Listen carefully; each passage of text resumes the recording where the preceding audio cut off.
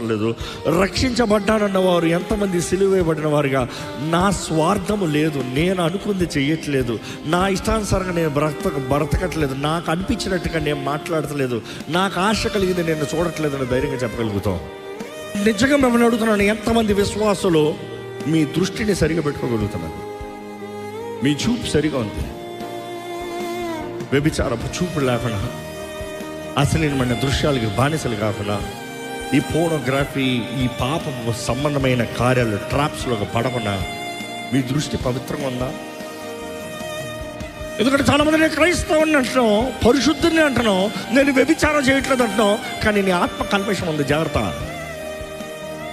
నీ శరీర కల్మషం మాత్రం కాదు, నీ ఆత్మ కల్మషం కూడా కాపాడు. మనుషుడు ఎలాగైపోతున్నాడంటే, నీలో ఒక లోపం కనబడుతుంది అంటే చాలు, డోంట్ జడ్జ్ మీ.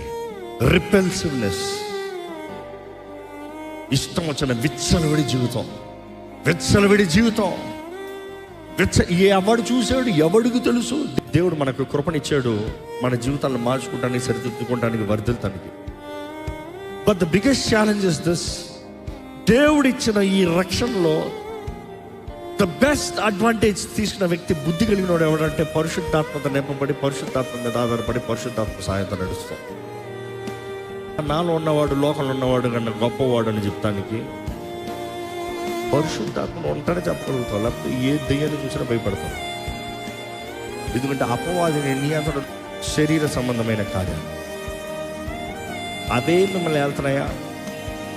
లేకపోతే క్రీస్తుని మృతుల నుండి లేపిన ఆత్మ మిమ్మల్ని లేపి క్రీస్తుతో పాటు లేపబడిన వారుగా, ఆయనతో పాటు నడపబడిన వారుగా, ఆయన మార్గంలో జీవించిన వారుగా, దేవుని బిడ్డలుగా, ఆత్మ